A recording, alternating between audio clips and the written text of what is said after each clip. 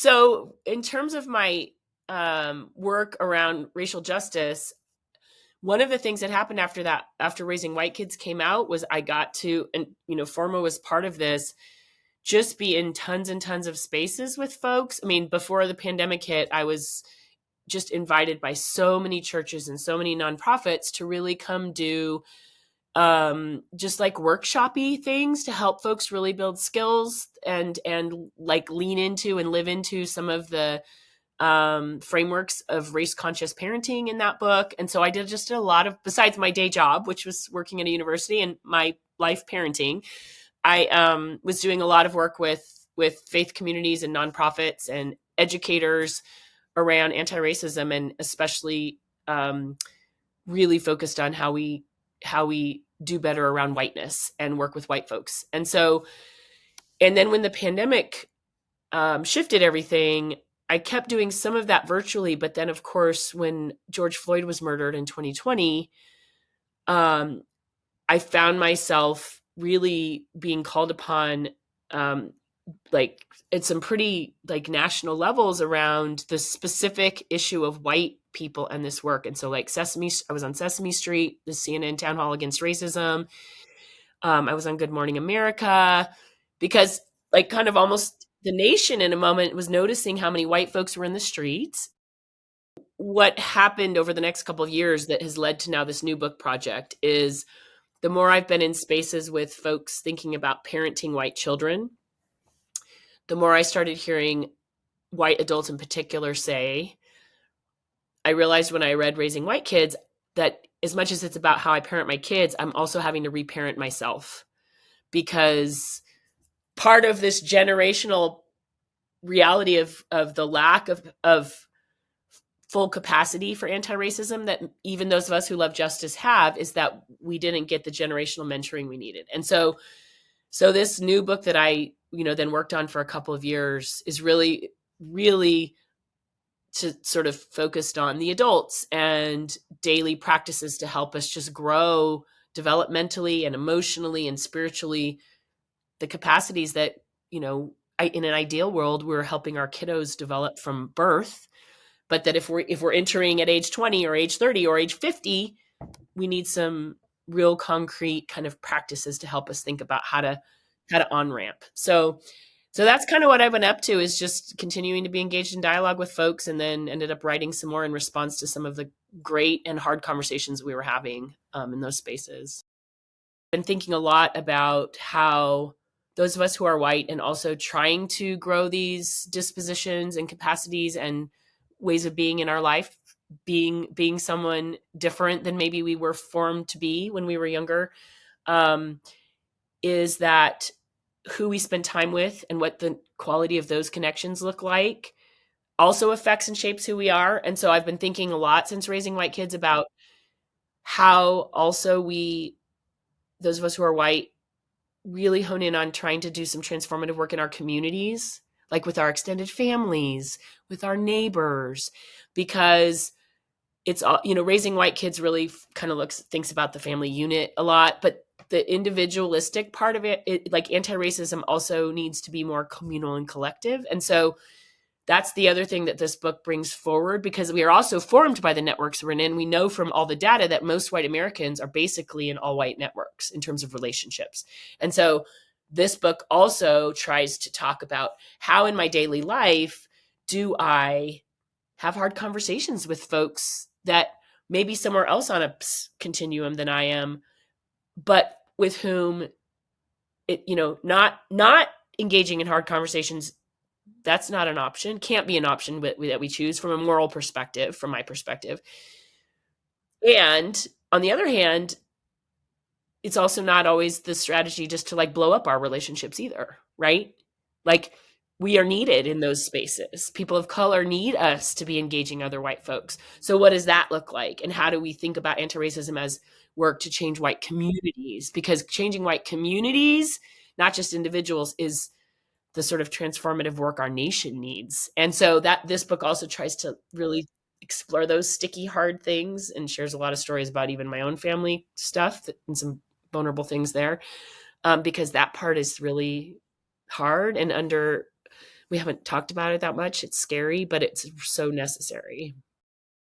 So my process in terms of my own journey, which I share in the book, was somewhat unique because I happened to, for whatever set of reasons, ended up in a graduate school space where there were so many people of color who were willing and certainly able, but decided to be willing to kind of hold my feet to account, and not always, sometimes with anger, right? So like not like coddling me, but it was a community that kept sort of making insistent expectation around behavior. And so my mistakes and the many that I made, I continue to make them, of course, but the ones I share in the book, I think because I had people that I was going to see the next day in class who didn't say to me like, "Hey, you're just a piece of crap, so don't come back," but who said, "Okay, this is not how this looks. Here's what it would look like to do better." And there was a part of me that had to sort of decide. I don't think I realized even this is what was happening, but kind of had to decide, oh, am I going to just put my head down and act like that person who I'm sitting next to in class didn't say that? Or am I going to like try and show up and get some help figuring out what it would look like to do better? And so I think the community piece was a part of my own journey, but I really can't say enough, and I try and make it, and it's part of the reason I shared my own journey in this book, is that like we are not going to not make mistakes. We just aren't. And that's not me saying we shouldn't try and learn enough so we minimize harm when we make mistakes. We should.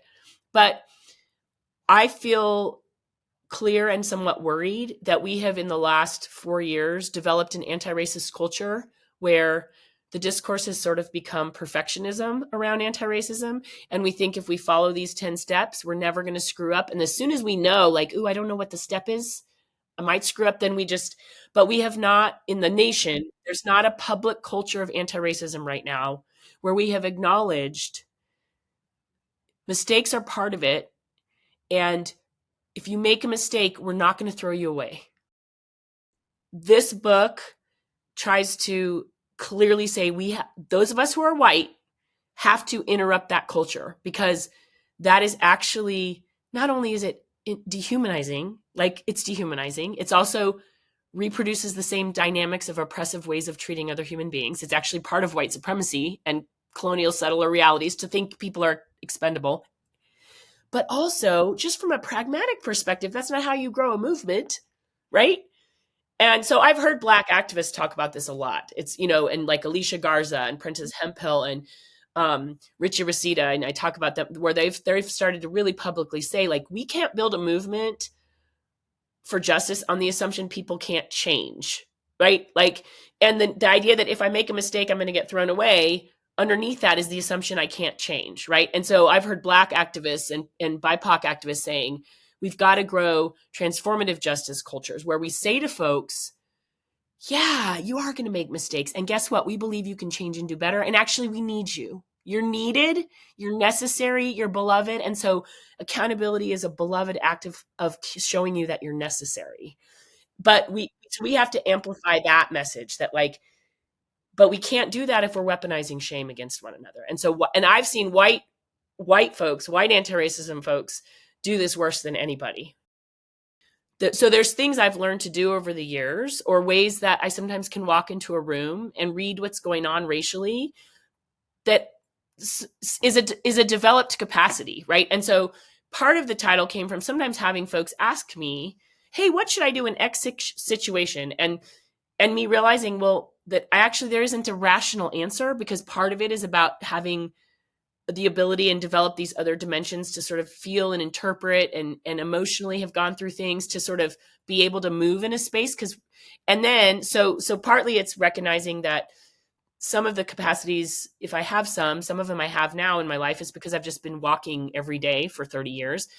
But then really recognizing that, again, we're in an anti-racist culture where the conversation around anti-racism has really tried to boil down anti-racism into a list. And the number of times that list fails and falls short is like 9 times out of 10, because racism is complicated. Um and so it's like, so here's a great example. Like, I talk in the book about white folks now in anti-racist culture. We know that we are supposed to pass the mic, right? In theory, that means if that's the rule, you and I shouldn't even be talking right now.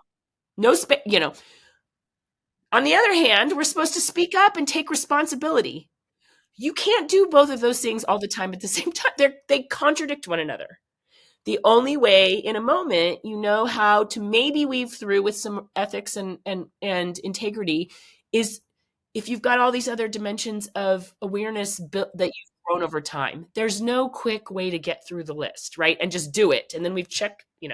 So it's a practice. And I think the connection to spiritual formation is partly, for me, what makes that so evident, and where also the title came from, because I just recognize race is developmental.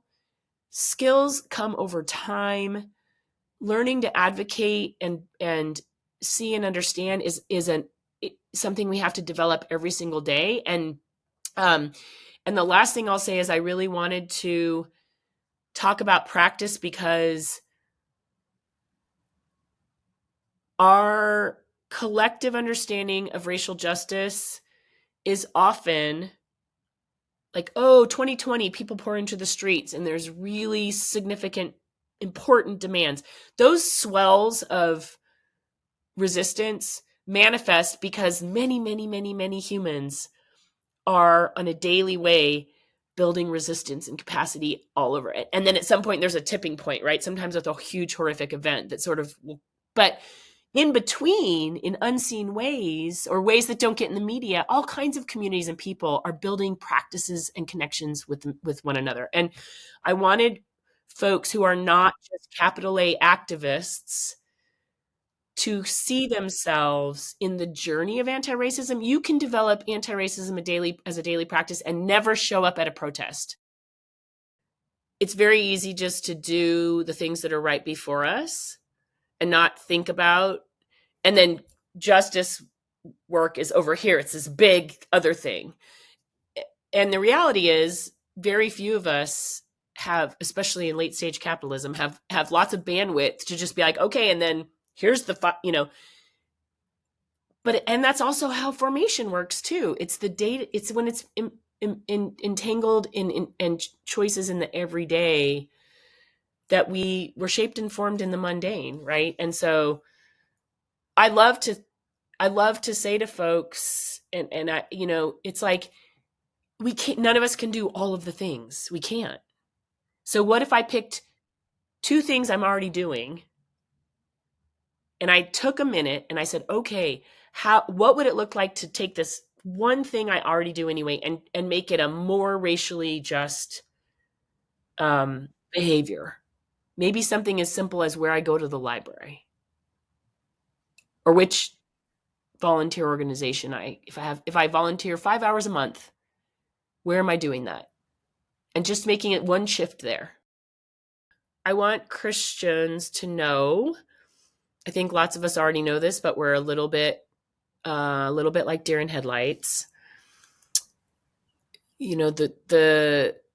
The contention over Christianity, our national politics right now, as it connects to issues of race, means it's meaningful and important for us to be having these conversations with one another in our churches, in our congregations, in our parishes. The nation needs us to have some courage, because the church, we have this infrastructure already where these everyday, when I was talking before about changing white communities, those of us who are involved in the church, we show up in community every week. And that is a place where finding ways to support one another, challenge one another if necessary, but be clear that we must move the needle in terms of how we show up in democracy, in our neighbor, that the church, we're already there together. We've got some shared values, and it is meaningful and necessary for those of us who are white and who are plugged into churches, especially predominantly white churches, to take find an ounce more courage to have a more direct conversation about what's really going on in our country and how white Christians have a role to play in sort of really interrupting and modeling a different way of being. It's time urgent. But it's also a place where we have support if we can build it. So I just think churches are powerful places of possibility for transformation, but only if we take a deep breath and just decide to be a little more courageous than sometimes we're inclined to be.